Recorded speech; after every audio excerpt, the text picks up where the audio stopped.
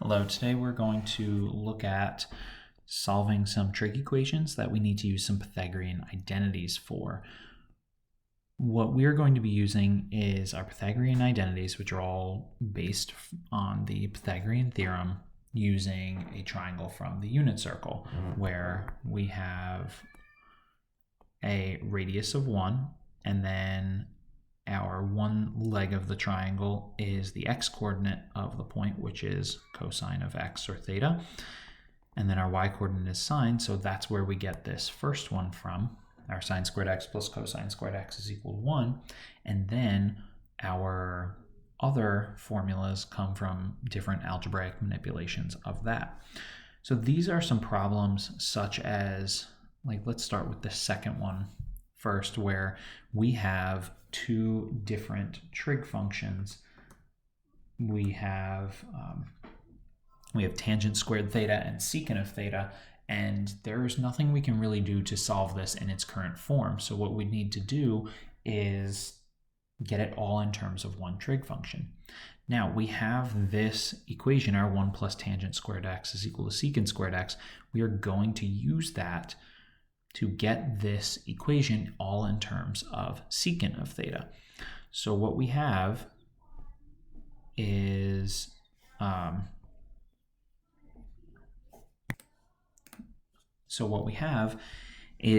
because it's tangent squared and just secant to the first, we're going to get it all in terms of secant because our Pythagorean identities all have second degree terms in it for our trig functions.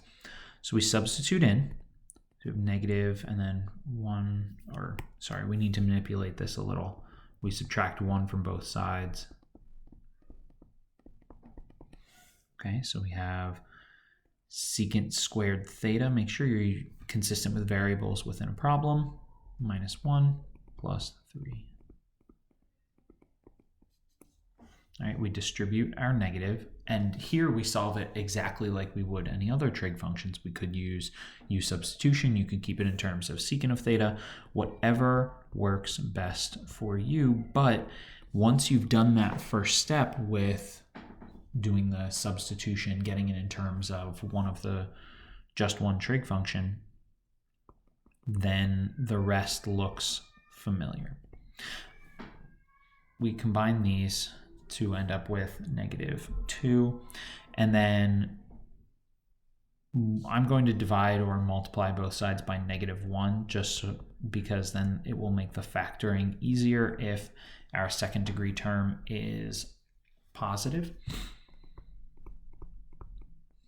So it would be -2, but change the sign, so it will be +2. We go through and factor this.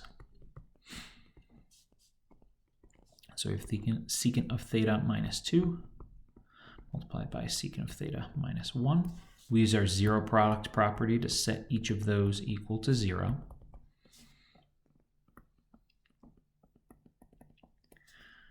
And we've got secant of theta is equal to 2, secant of theta is equal to 1. Take our secant inverse of both sides.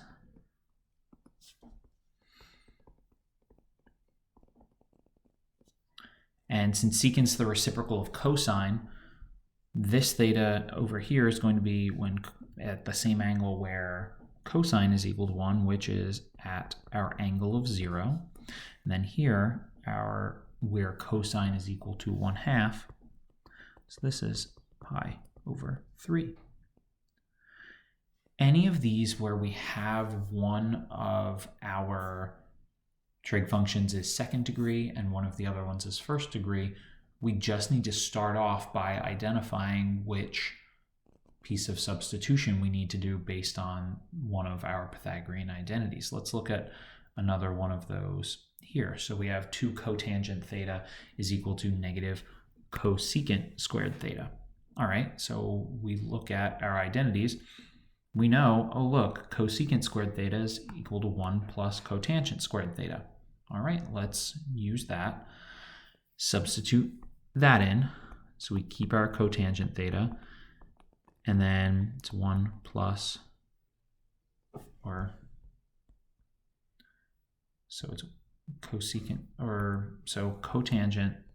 squared theta is equal to 1 minus cosecant squared theta. Or cosecant squared theta is 1 plus cotangent squared theta. Sorry, I had to look back at that one a minute. Then we distribute our negative. But if you notice, after that first step, where we used our Pythagorean identity to substitute one quadratic trig function and sum in for another quadratic trig function, our whole equation is in terms of cotangent, so we can factor it and solve it like we would other times. I'll do this one in u substitution. So we've got 2u equals negative u minus u squared. So we'll add u squared to both sides, add 1 to both sides. All right, this one factors to u plus 1, the quantity squared. So we square root both sides, subtract 1 from both sides, and then once you have u by itself, you can substitute your trig function back in. Take our inverse trig function, so we have our cotangent inverse of negative 1. So that's going to be at some pi over 4, but then for cotangent, we have to look in the second quadrant. So it's going to be 3 pi over 4. That is how we will solve ones where we have one trig function to the first degree and then a different one to the second degree. There will be some, such as this first one, where, or let's not start with that one. I would like to start with 4, where both of the trig functions are to the first degree. What we need to do with this is get one trig function onto one side and the other onto the other side. So we'll subtract 2 square root of 2 cosecant theta from both sides. And then here, we're just going to square both sides. We square both sides because then, once we have our quadratic trig functions, we are able to then use our Pythagorean identities to substitute in. So we end up with 2 cosecant squared theta is equal to 4 cotangent squared theta. First thing I want to do is divide both sides by 2.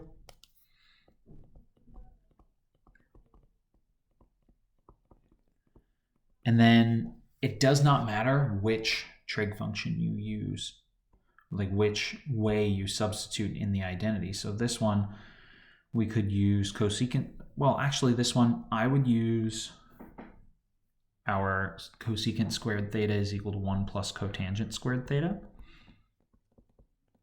Just because then we don't have to deal with distributing the 2. But if you want to do it as, all right, well, cotangent squared theta is 1 minus cosecant squared theta, then you can substitute that in. You will end up with the same angles at the end.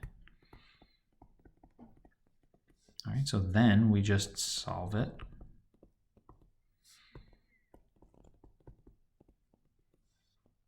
So if 1 is equal to cotangent squared theta, we square root both sides, and we need to look at, I don't know why I would write the square root of 1, it's just 1.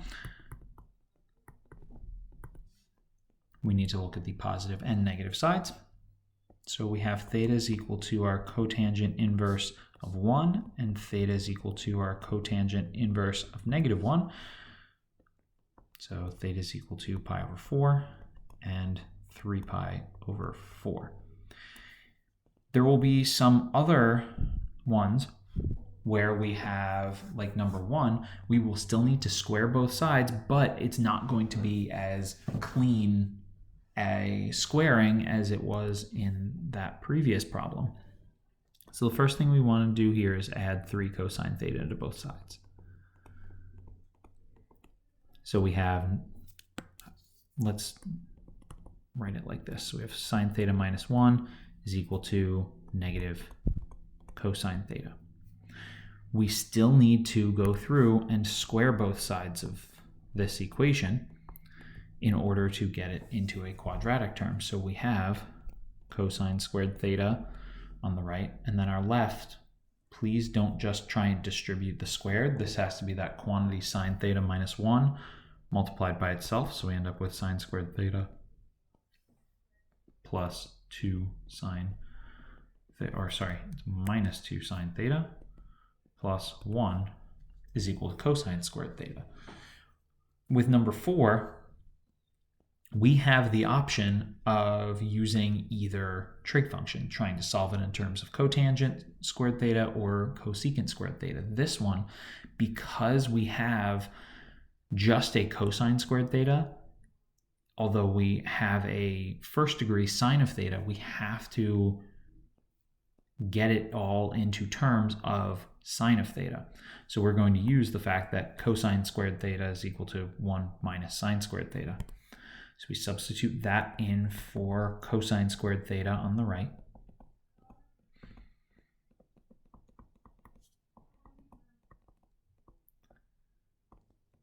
And then we can solve.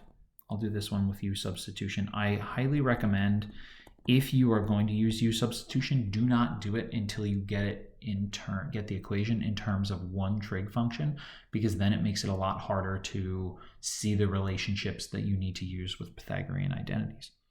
So we have u squared minus 2u plus 1 equals 1 minus u squared. So we add u squared to both sides. We subtract 1 from both sides. Then we can factor out a common factor of 2u. Set each equal to 0 by the zero product property. So either u equals 0 or u equals 1. Then we substitute sine of theta back in. I'm going to just cross this out for now because we need some room. So we have sine of theta is equal to 0, which happens at theta equals 0. And then we have sine of theta is equal to 1, which happens at theta equals pi over 2. So our key with this is identifying which Pythagorean identity we need to use. These allow us to translate between quadratic, so second degree trig functions of different types, and then we can get these equations into terms of one trig function, which we can solve by the methods that we know how to solve equations with or without u substitution. There's some more practice here on the OneNote. Let me know if you have any other questions. Thanks for watching.